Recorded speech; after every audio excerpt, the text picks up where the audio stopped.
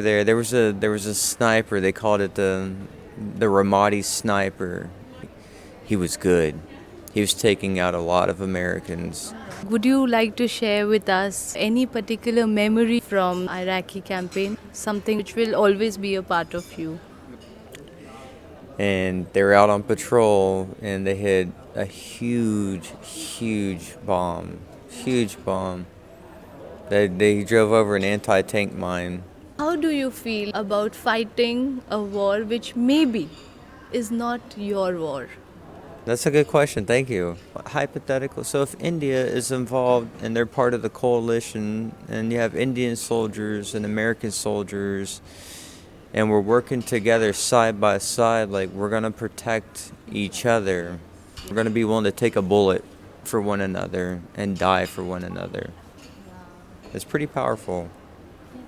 We talk about Afghanistan operation, Enduring Freedom. How was it different from Iraqi operation? Taliban, on the other hand, will come into a village and say, you must do this or we're going to kill you. Do you know people who got affected by like post-traumatic stress disorder? Oh, absolutely. Yes. You also have a lot of trauma from watching your friends die, and you're seeing your friends laying there dying and bleeding out. Sometimes I think a lot of men are under tremendous pressure just being that idea of a man. And it actually makes you more of a man to go ask for help because you're able to recognize you have a problem. What does a soldier want from their nation?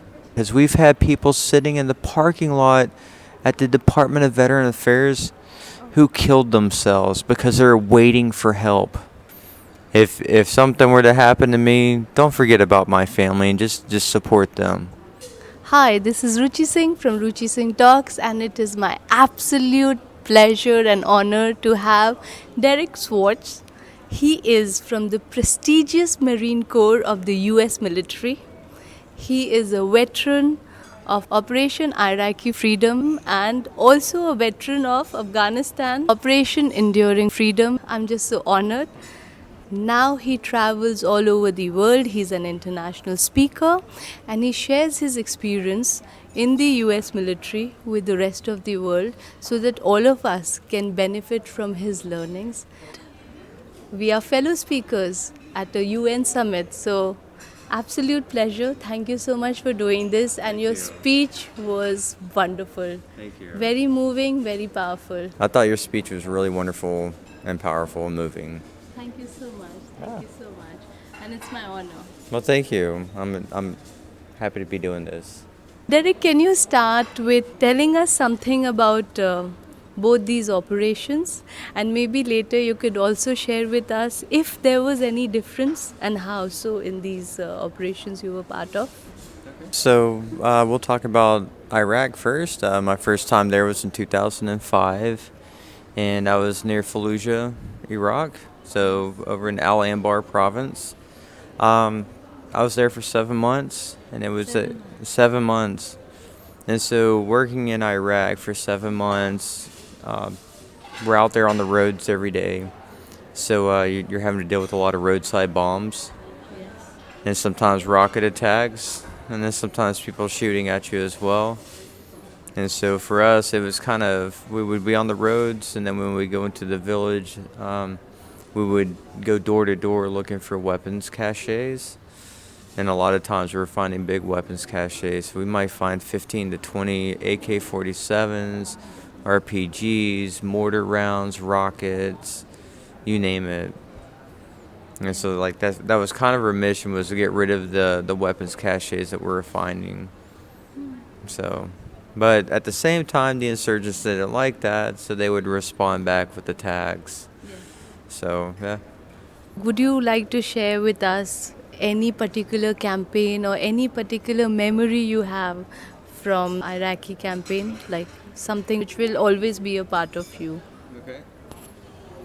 So I was supposed to drive one day, and I was always driving vehicle number 4 in the convoy or on the patrol. And so one day this guy, this Stephen Baldwin, comes off of the camp guard, and he comes back to the platoon. And I was told, hey, we need you to go over to 4th platoon. You had to go report in the 4th platoon when you're no longer needed in this platoon. I said, okay, not a problem. But aren't I supposed to drive? And they said, no, don't worry about it. They need a corporal over in the other platoon. So go over to 4th platoon and check in. And I said, okay, not a problem. And so I go over there. And Steven comes off of camp guard. Well, Steven ends up driving the vehicle that I was supposed to be driving that morning. And they were out on patrol, and they hit a huge, huge bomb. Huge bomb. They drove over an anti-tank mine. So all the vehicles drove past it except for his. I think his vehicle might have been off the path by like maybe a few inches left or right, and it was catastrophic, and Steven didn't make it. So that could have been me. So yeah, so it was pretty tough to deal with that for a while.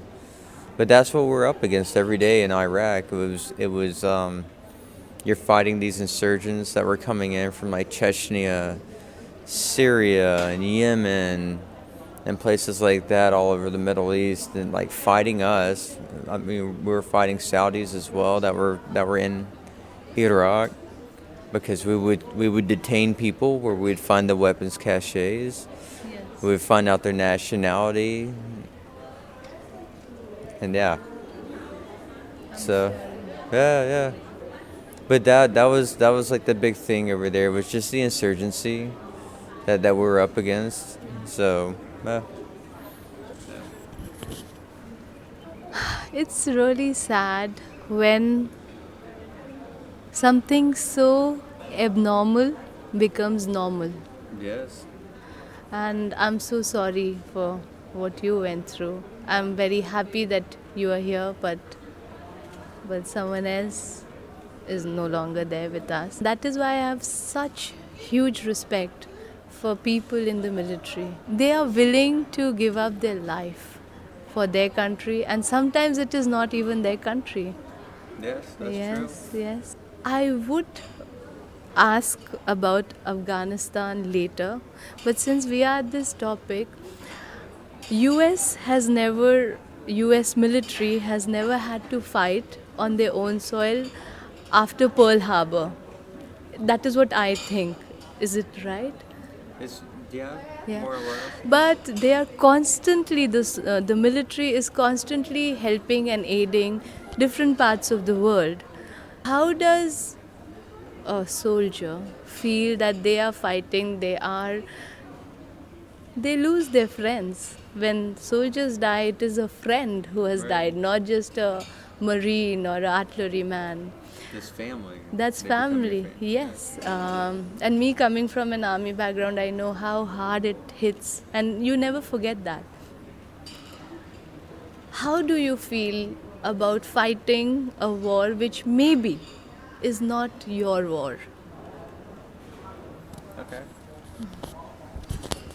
So that's that can be a tough question to answer. I think the best way, at least for me, I can't speak for everybody else, but I can speak for me and just my personal views and opinions, is that you have a sense of duty to your country, and when you join the military, you kind of almost in a sense sign your life away to something else. And you're serving something that's greater than yourself. And so the only thing you can do is follow orders and not complain about what the situation is. It's just, you have a mission, you have to accomplish this mission, and you have to do a good job at doing it to the best of your abilities, no matter what the political situation might be. And so when we're over there helping other countries out, you have a sense of pride in what you're doing. Yes. So, I mean, there's times where you see the best of humanity and the worst of humanity. And I think when it comes to the best of humanity is when we're helping people like Afghanistan, we're helping the villages be safe again from the Taliban rule. And so Iraq is tough because you're trying to win the hearts and the minds of the people. And and we've learned some hard lessons in Iraq. And so Iraq is a tough one to kind of talk about, where Afghanistan's a lot easier to talk about. So that's kind of where I'm at with that. That's a good question. Thank you. That's a tough question. Yes, I always think about it. It is one thing to die for your own country, still, but to go and put your life in line for people who are from other parts of the world, that takes a huge lot of humanity, and kudos to you. But I can definitely tell you that um, when you're over there fighting, like you were fighting for the person to the left and to the right of you, and you're fighting to come home. You deploy together, you lay down together, you eat together, like they're your family. So what are you gonna do? You're gonna protect your family, and that's kind of like who you're fighting for over there, as well. So, yeah. And even sometimes like your partners that we're doing these operations with, even like some of the Afghan soldiers or the Iraqi soldiers, or whether it might be soldiers from another country that are part of the coalitions in Iraq and Afghanistan, like we're out there doing these joint operations together. That means we're fighting side by side, right? So if India is involved and they're part of the coalition, and you have Indian soldiers and American soldiers, and we're working together side by side, like we're gonna protect each other. So in a sense, like even more so, like we're gonna be willing to take a bullet for one another and die for one another. And that has happened over and over again, and we've seen that in Iraq and Afghanistan, where you have soldiers protecting one another from different countries because everybody's kind of there for the same mission. So it's pretty powerful. Thank you so much for sharing that. Even in war, what you brought out was humanity, that you are willing to fight and die for each other. That's a beautiful side of humanity, isn't it? Brother in arms. Wow. Thank you so much, Derek, for being so honest, because it is difficult to talk about these things. Now we talk about Afghanistan operation, Enduring Freedom. First of all, how was it different from the Iraqi operation? So with Iraq, you're fighting an insurgency where you have fighters coming in from different countries to fight. Mercenaries? What's that? Like mercenaries, like paid for? Kinda, yeah. Yeah. Like I said, I mean, there was Chechens that were there. There was a sniper. They called it the Ramadi sniper in Ramadi, Iraq, and he was good. He was taking out a lot of Americans, and it was Chechnyan, and so that's what you're up against. But that's an urban environment, and Iraq was kind of like a different military campaign, and we didn't get to Iraq until 2003, whereas Afghanistan, we were there in 2001. Right, we immediately went into Afghanistan, but it isn't the first time. I mean, we've been involved in Iraq before, and Afghanistan before, when the Afghans and the Russians were fighting, and we helped the Afghans beat the Russians. But some of the stuff that we helped ends up coming back, and that being the Taliban, and we're having to fight that. And so with the Taliban, it's like you're fighting this ideology that is just so deep rooted, and you have this fighting force that knows their backyard better than we do. Yes. And they were using the same ambush places that they were using against the Russians against us. Yes. And we would do studies on what happened. We had a unit, not my unit, but a unit from the Marine Corps get ambushed. And so they took the overlay from the description of the Marines, saying, this is where we're taking fire from, this is where we're taking rockets from, this is where we're getting hit from as well. And they take this overlay and put it down on the map and draw it out. And then they take an overlay from the Afghan and Russian war, and they put it right on top, and it was identical. Oh, Yep. so the same modus operandi.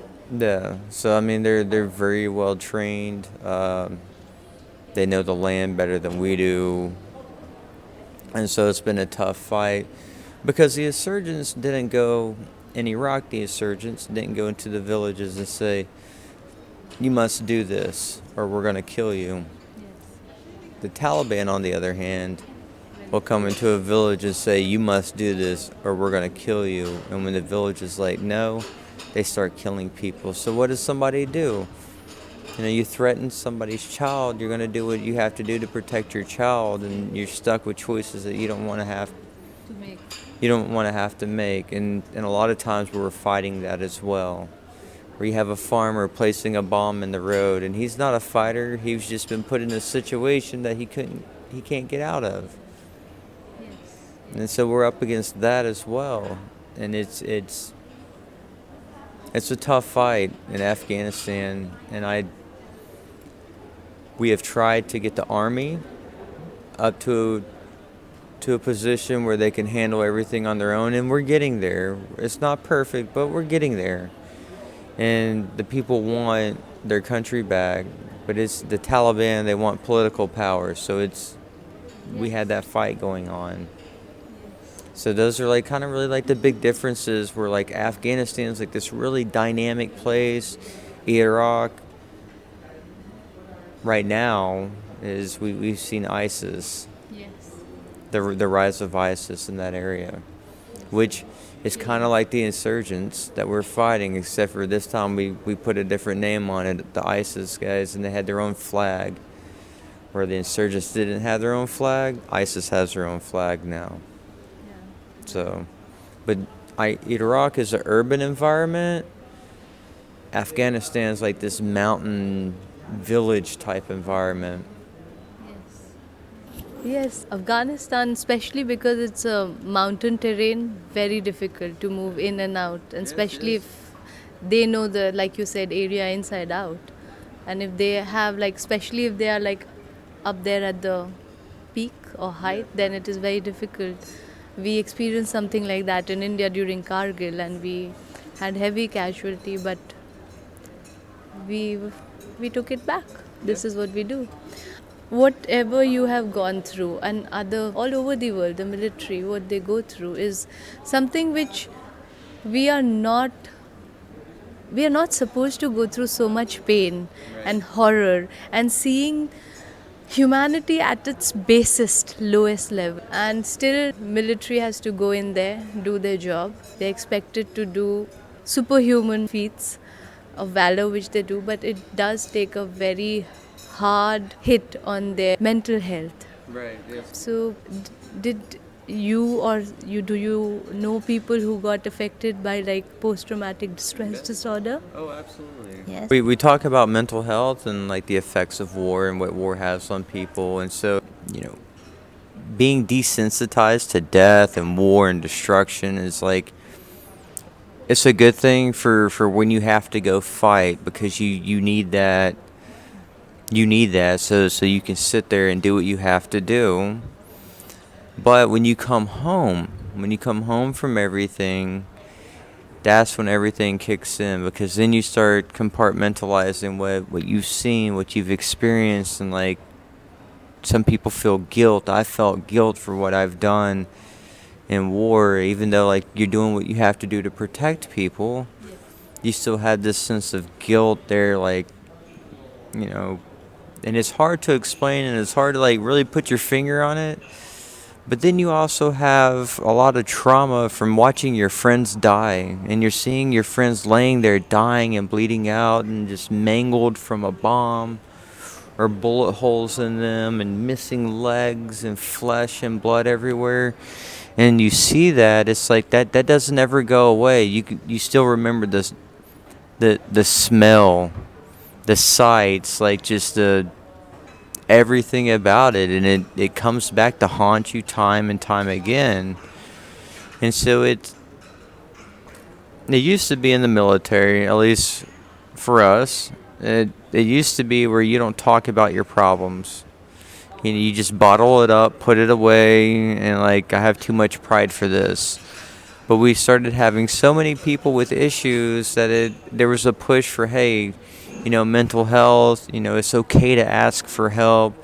It's okay to talk about your problems. So that way you can kind of get back on track and continue serving in a productive manner. Because if you don't, then you make unhealthy decisions. And I know a lot of guys that started drinking a lot to cope with everything.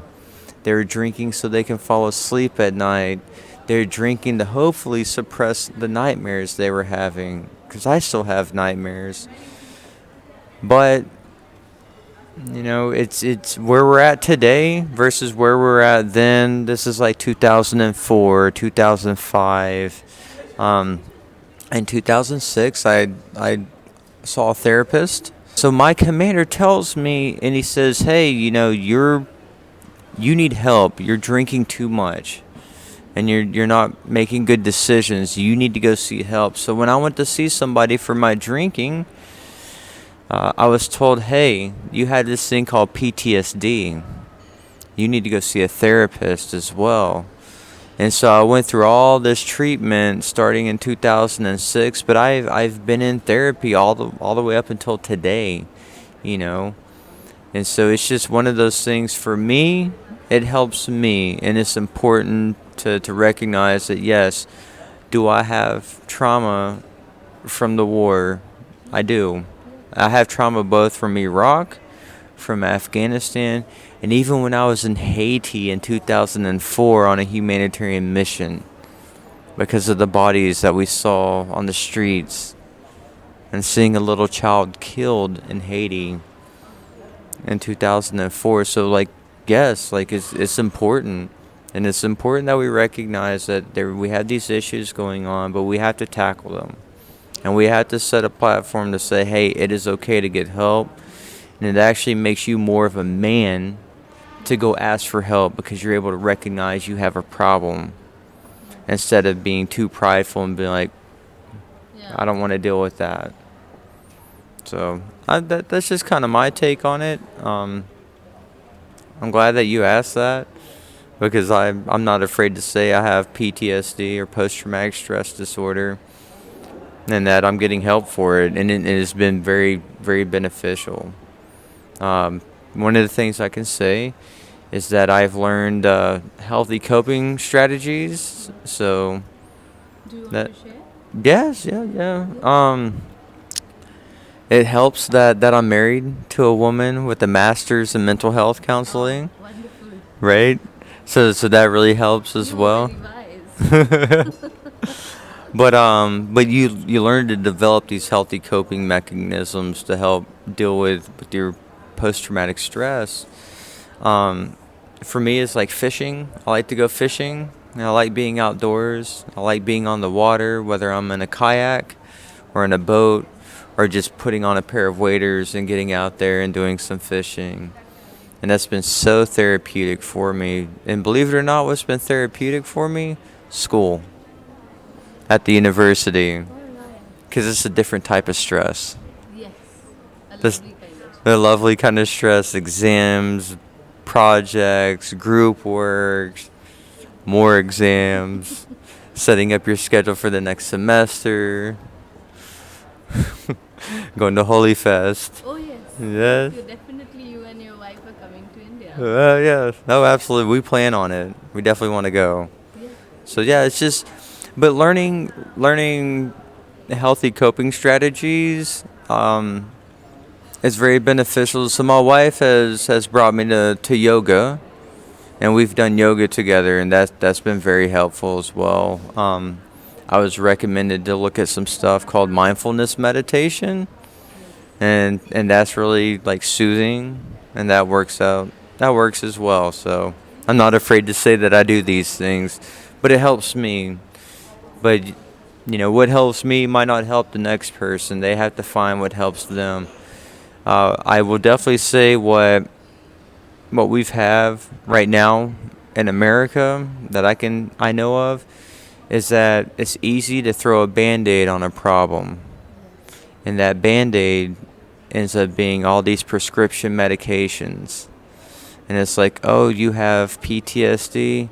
Here's a whole handful of medications for you to take, and those medications a lot of times do more damage than what they're doing, good stuff. And so we're seeing that, we know that, but it's an uphill battle because it's easy for a military doctor to give you all these medications, or it's easy for the Department of Veteran Affairs to give you all these medications and say, here you go. And then you continue going down a downward spiral, and you're getting addicted to these prescription medications, or they might be messing up inside of your head. So for me, I think that it's easier to do it without anything in my system and just organically do it. Yeah. You are being very brave. You shouldn't even say that I'm not afraid to say this. It takes, like, that was the whole crux of my talk yesterday. It takes immense amount of courage to be vulnerable.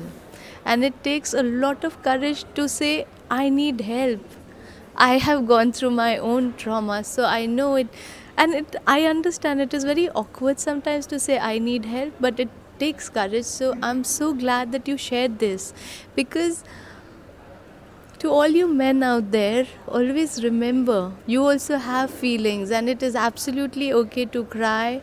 It is okay to seek help. It is okay to say, I cannot deal with this kind of pain or trauma, and get help.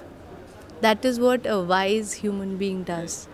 And I feel sometimes sorry for men because they have been put under so much pressure. If you're a man, you cannot do this. If you're a man, hey, be a man. I'm just so touched that you were so open, because you have helped a lot of people just by sharing this. Yes, and post-traumatic stress disorder is a reality. Military people are not assassins.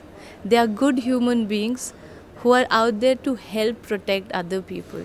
So the psychological difference is immense between a military person seeing that kind of carnage and a trained assassin doing that. That is what my understanding is.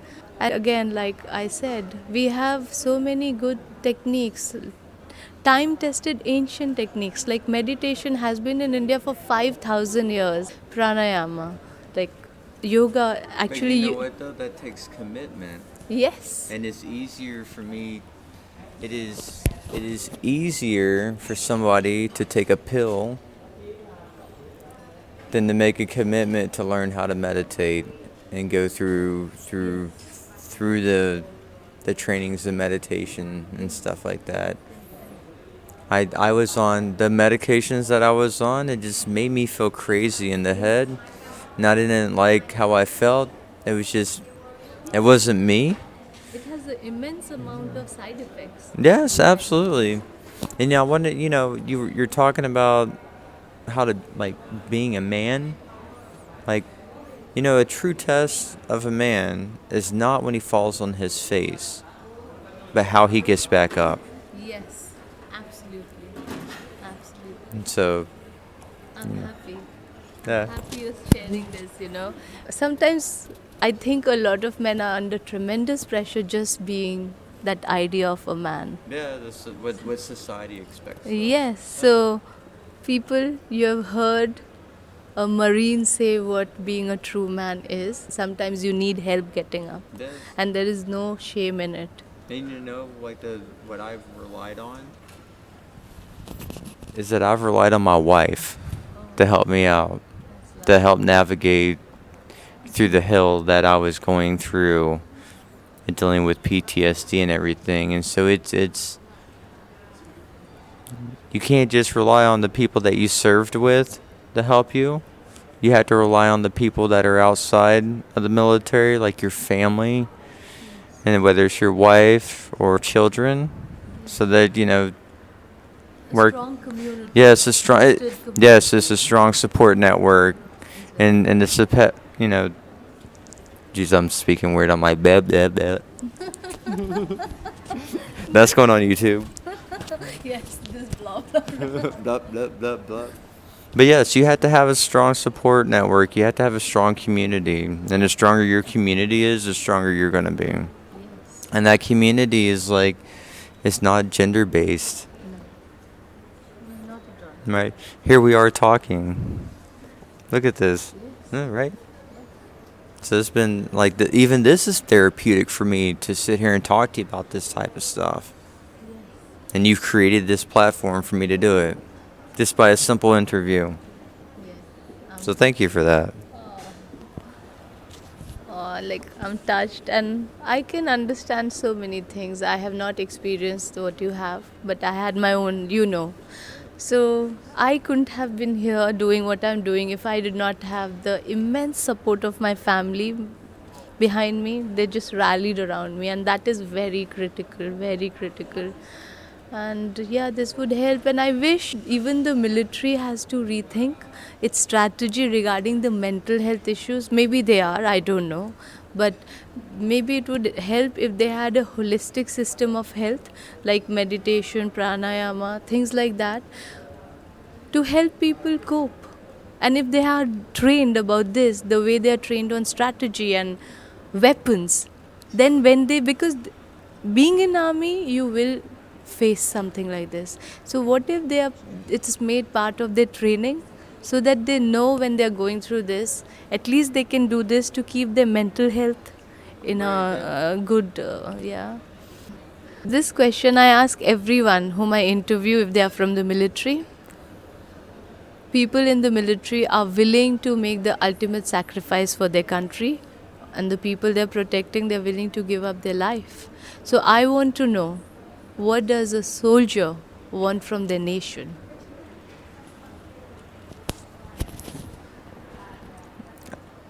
You know, that's a good question. I think that I would say, like, don't forget about us. Don't forget about our families. If something were to happen to me, don't forget about my family and just support them. Don't forget about our commitments, and just don't forget. And like right now, one of the things I wish that was a lot better in the U.S. was the Department of Veteran Affairs.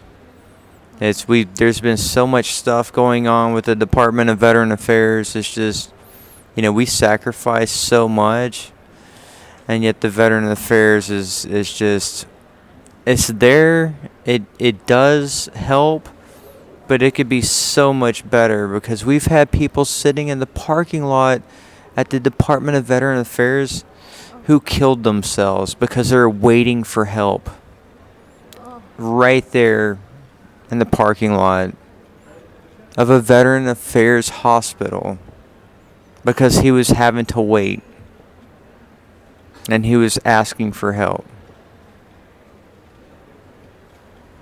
Yeah, so but that's, it's not every hospital that's like that, but it's just the nation shouldn't forget about us. Yeah. So. I'm almost tearing up, and I don't like tearing up. It's been tough for you. I can see it on your face. Yeah. Thank you so much. Nation should not forget its soldiers, because they are doing everything for us, for our country. I have huge respect for people who are in the military, because that kind of commitment, that kind of unselfish behavior, patriotism, demands respect and demands love, and it demands our support. That's the least we can do. We shouldn't have those only hashtags, lest we forget. Right. We should not forget. And Derek, I'm just moved by this interview, honestly, and I'm so happy that you agreed to doing this. And I'm so happy now that I have a friend in the US Marine. That sounds cool. And you have a standing invitation, you and your wife, to come to India and play Holi with us, because Derek, he loves Holi, And being from the Indian US, food. and Indian food. So huge Indian connection now. You're more than welcome. You know, my wife has always wanted to go to an Indian wedding. Oh, all right. So let's see if I can arrange for an Indian wedding. Oh, all right. And it's been wonderful. Yes, Wonderful. Thank you so much. And to all my audience, please like, share, and subscribe. Ruchi Singh Talks. I'm on Facebook, YouTube, Twitter, Instagram, and LinkedIn. Thank you so much. Bye.